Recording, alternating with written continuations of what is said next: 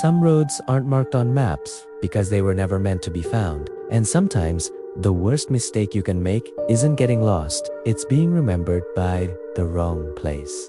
It all began on a rainy evening when Tyler Dawson was driving home after a weekend camping trip with his two closest friends, Chloe Bennett and Mason Reed. The rain hammered against the windshield while the wipers struggled to keep up. They should have reached the nearest town nearly an hour earlier, but the GPS had been leading them through endless pine forests with no signs of civilization. Tyler frowned at the frozen GPS screen. It kept flashing the same message over and over, searching for signal. The strange part was that all three of their phones still showed full service. Trying to break the silence, Tyler asked if everyone else was seeing what he was seeing. Chloe leaned closer to the windshield and admitted something felt seriously wrong. Mason tried to joke that it was probably just the rain messing with their heads, but even he sounded unsure. The road itself had begun to change. The yellow center line slowly faded until it disappeared completely. Road signs were gone. Mile markers had vanished. Even the pavement looked strangely worn, as if nobody had driven across it for years. Outside, the pine trees stretched unnaturally high into the dark sky. Their twisted branches looked like giant hands reaching toward the clouds. Even stranger dead yellow leaves drifted through the air despite it being late summer. No one spoke for several long minutes. Then Chloe suddenly pointed through the windshield. Tiny orange lights floated between the trees. As Tyler slowed the truck, an entire village slowly appeared from the darkness. It looked like something from another century. Old wooden houses stood beneath gray skies. Stone chimneys released thin trails of smoke. Rusted iron fences surrounded tiny front yards. There were no power lines, no streetlights, no parked cars. Only lanterns burned inside every window. Tyler checked the map again. Nothing. There wasn't even a name. As far as the GPS was concerned, the village didn't exist. Figuring they had no other choice, the three friends climbed out of the truck. The moment their feet touched the ground, everything became silent. There were no crickets, no birds, no wind. Even their own footsteps sounded strangely muffled, as though the ground itself refused to make noise. The air carried an odd smell. Fresh bread, fireplace, smoke, and old flowers that had been sitting in a closed room for years. The first person they saw was an elderly woman slowly sweeping the porch of a small wooden house. Before Tyler could even ask for directions, the woman smiled warmly. "We've been waiting for you." The three friends exchanged nervous looks. Tyler forced a polite smile and laughed awkwardly. "I think you've got the wrong people." The woman slowly shook her head. No, her smile never faded. "You arrived exactly when you were supposed to." A cold shiver ran through Chloe. Tyler politely explained that they were lost and only needed directions back to the highway. The woman looked directly into his eyes. "There are no directions." Tyler frowned. "What do you mean? There are only arrivals." Without another word, she pointed toward the center of the village. "The mayor will explain everything." As they walked away, Chloe glanced back over her shoulder. The woman was still sweeping. Not dirt, not leaves, perfectly clean wooden boards. Over and over and over again. When they reached the village square, Tyler immediately realized something wasn't right. Dozens of people stood there. Old men, women, children, entire families. Every single one of them stood perfectly still. No one spoke. No one smiled. They simply watched the three strangers in complete silence. Finally, a tall man wearing a long black coat stepped forward. He introduced himself as the mayor of Halomir. Tyler politely asked how to get back to Route 19. The mayor frowned with genuine confusion. "I don't know that name." "The highway?" Tyler explained. The mayor tilted his head. "We have no highways." For a second, Mason thought everyone was joking, but nobody laughed. Nobody even blinked. Instead, the mayor invited them inside the town hall for dinner. The moment they walked inside, Tyler froze. 4 plates were already waiting on the table. Each one contained someone's favorite meal. Tyler's cheeseburger sat exactly the way he always ordered it. Extra pickles. No onions. Across from him was Chloe's favorite creamy chicken pasta. Beside her sat Mason's favorite barbecue ribs. None of them had told anyone what they liked. No one in this village had ever met them before. Chloe quietly stepped backward. "I don't think we should eat this." The mayor simply smiled. "Our village remembers." Tyler looked at him. "Remembers what?" The mayor answered without blinking. "You." Silence filled the room. Not one of them touched the food. After dinner, Tyler stepped outside, hoping the cool night air would clear his mind. Instead, he noticed that every house had curtains, and every curtain moved. Someone was watching him from inside every single home. He couldn't clearly see any faces, but he could feel dozens of eyes following his every step. Then, 3 quiet knocks echoed through the village. Tyler turned toward the truck. Nobody stood beside it. Another knock came from inside the cab. His heart started pounding as the driver's side door slowly creaked open by itself. The keys were still hanging from the ignition. Without anyone touching them, the engine suddenly roared to life. The headlights switched on, then off, then on again. Static crackled through the truck's radio before a quiet whisper finally came through the speakers. "Leave." Tyler ran to the truck and yanked the keys from the ignition. The engine died instantly. When he turned back toward the village, every single villager had stopped moving. Every face was staring directly at him. No one blinked. No one breathed. They simply stood there, watching. Tyler had seen enough. He told Chloe and Mason they were leaving immediately. He climbed into the driver's seat and turned the key. Nothing. The truck didn't even make a sound. Just a few minutes earlier, it had started by itself. Now, the battery was completely dead.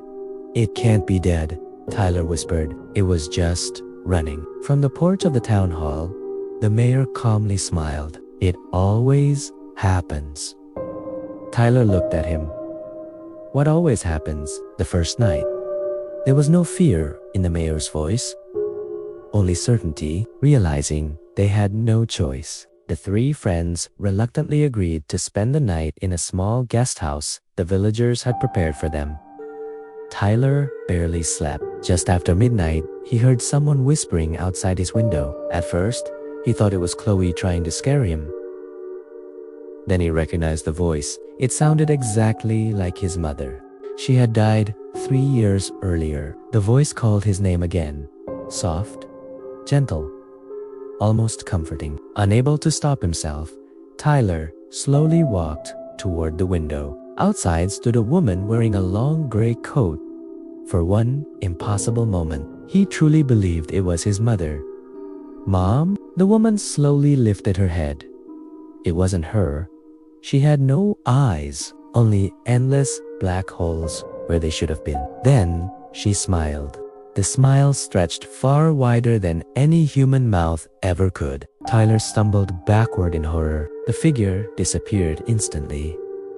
A second later, every window in the guest house shook violently. It sounded as if dozens of hands were pounding on every window at the same time. From another room, Mason shouted, "Don't open them!" The walls groaned. The glass rattled violently. The entire house shook as though something enormous was trying to force its way inside.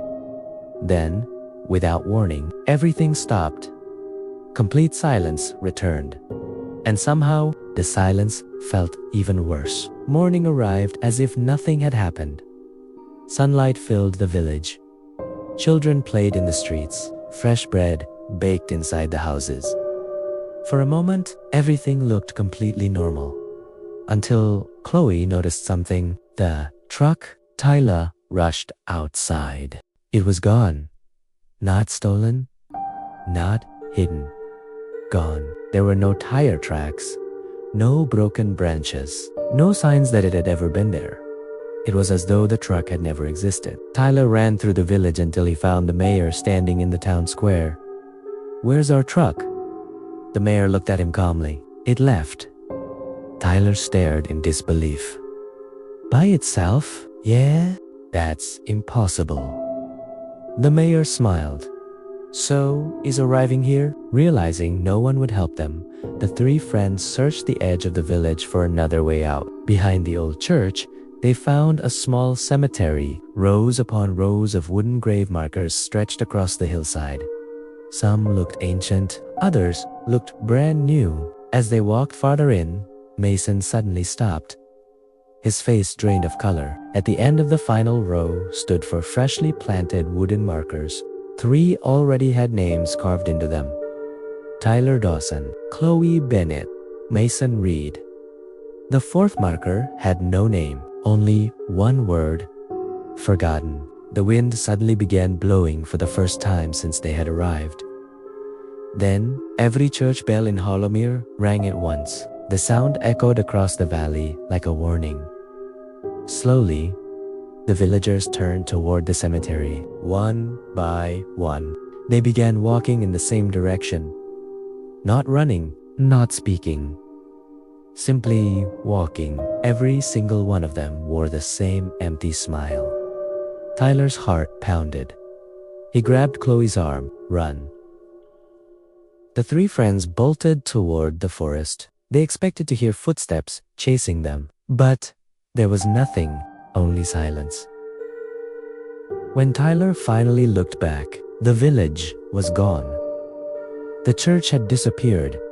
The houses were gone. The lanterns were gone. Nothing remained except endless pine trees stretching in every direction. It was as if Hollowmere had never existed at all. The deeper they wandered into the forest, the stranger everything became. The trunks of the pine trees were covered with names not carved into the bark, written in faded white paint, thousands of them. Some were so old they were barely visible. Others looked as though they had been written only moments earlier. Chloe slowly reached out and brushed her fingers across one of the trees. I think these are people's names. Tyler stepped closer. Every single name had one thing in common. Each one had been crossed out, as though someone had erased those people from existence. Then Mason suddenly stopped walking. Guys, his voice barely came out. He pointed toward another tree, fresh white paint. Still dripping, it spelled out his name, Mason Reed. His face turned pale. I swear that wasn't there before. Tyler looked around. His own name appeared on another tree. So did Chloe's.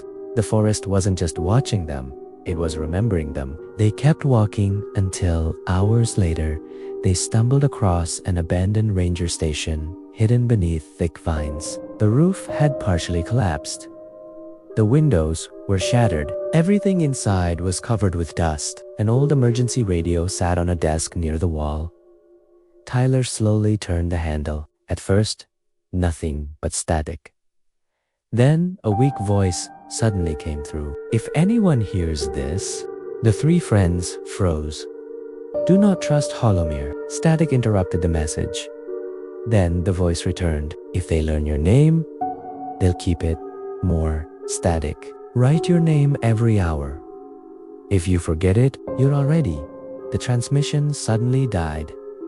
Forever, no matter how many times Tyler turned the handle, the radio never spoke again. Chloe looked around the room. Something had been scratched into the wooden wall. Not once. Dozens of times. That night, they stayed inside the ranger station. None of them slept. Every hour, Tyler opened a small notebook and wrote their names over and over again. Tyler Dawson, Chloe Bennett, Mason Reed. Just after 3 in the morning, Mason looked at Tyler with a confused expression. Who's Tyler? The room went silent. Tyler stared at him. What? You wrote that name like 50 times. My name. Mason frowned. No, your names. He suddenly stopped talking. The color drained from his face. I can't remember. Tyler's heart slammed against his chest. It's me. We've been friends since college. We drove here together. Mason looked terrified. I know you. I just can't remember your name. Tyler quickly handed him the notebook. Read it. Mason stared at the page. Several long seconds passed. Then recognition slowly returned. He took a deep breath. Oh man, what the heck just happened? Chloe looked at both of them. We're forgetting. The words hung in the air. Number one argued because they all knew she was right. Morning should have arrived hours ago, but it never did. Their watches kept moving. Minutes passed, then hours. Yet outside, the sky remained exactly the same, a dull gray that never changed. Tyler opened his notebook again. His heart nearly stopped. Several pages had gone completely blank. The ink had vanished, that as if it had never been there. Soon, only one word remained. Tyler, that his last name. Gone. He squeezed his eyes shut. My last name is Dawson. He whispered it over and over. My name is Tyler Dawson. Again, my name is Tyler Dawson. Again. Soon, Chloe joined him. Then, Mason. The three of them repeated their own names like desperate prayers. Suddenly, 3 slow knocks echoed across the front door. The mayor's calm voice drifted through the wood. You've been gone long enough. Nobody answered. You belong with us. Another slow knock. Then the mayor quietly asked one question. Who was the 4th friend?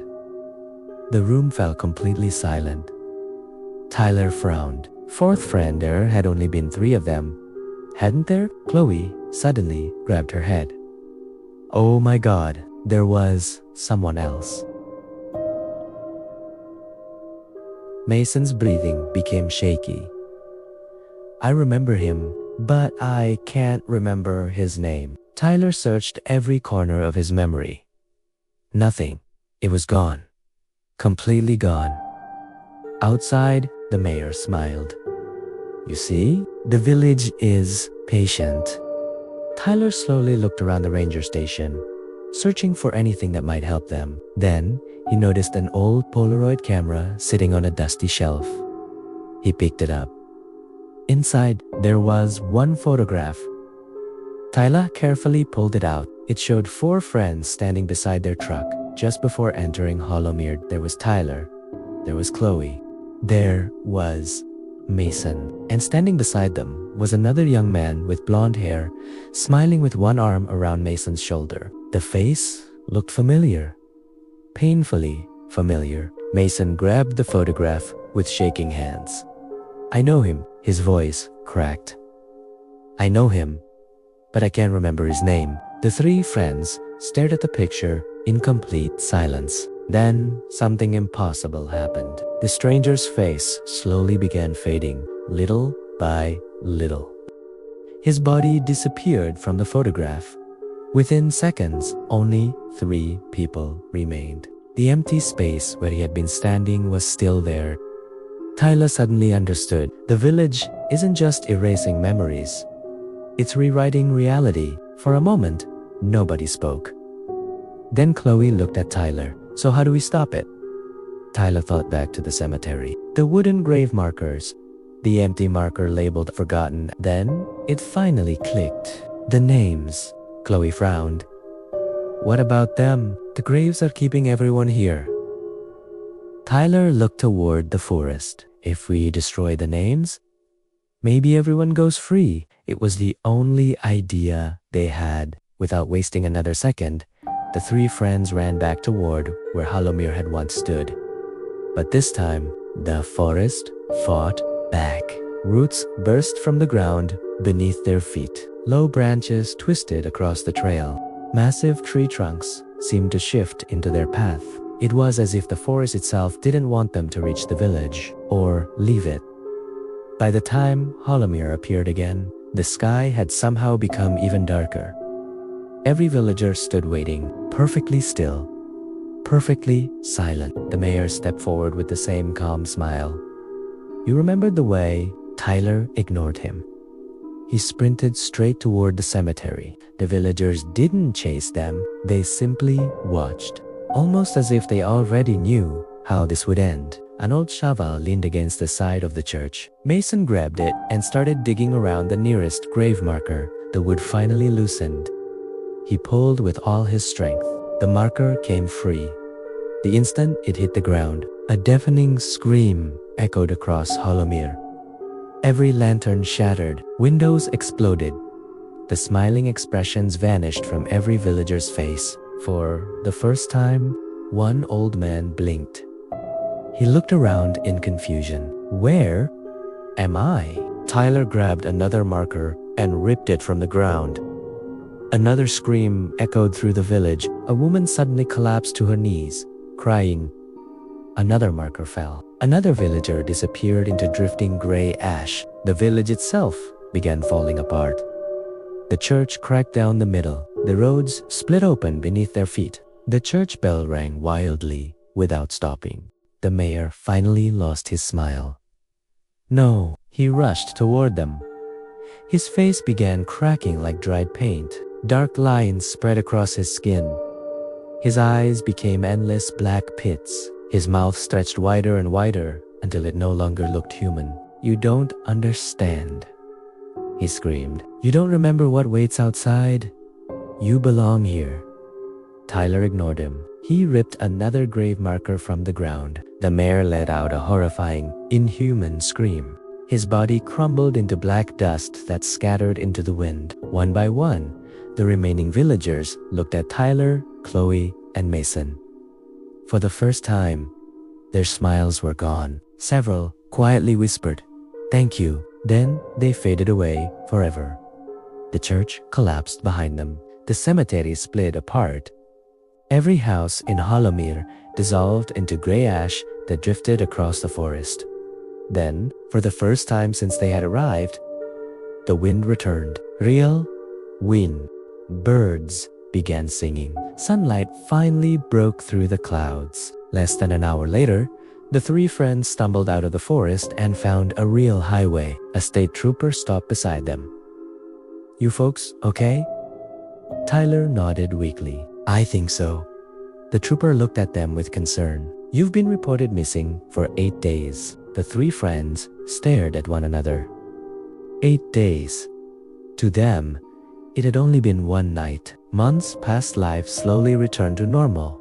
Or, at least, they pretended it had. One rainy evening, Tyler opened his mailbox and found a plain envelope with no stamp and no return address. Inside was a single photograph. It showed Hollowmere exactly as they had left it. The church stood untouched. The houses looked brand new.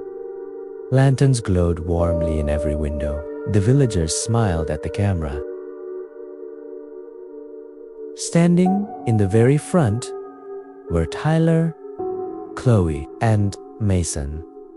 All three were smiling, as if they had never escaped. Tyler slowly turned the photograph over. Written on the back in faded black ink were 7 chilling words. We never forget the ones who leave. Tyler's hands began to shake. He looked back at the photograph one last time. Something had changed. Standing beside the three friends was a fourth person, a shadowy figure. Its face was impossible to recognize, but somehow it felt familiar. Painfully familiar. As Tyler stared at the picture, a strange thought crossed his mind. Had they really escaped? Or had Hollowmere simply let them leave? And that question stayed with him for the rest of his life.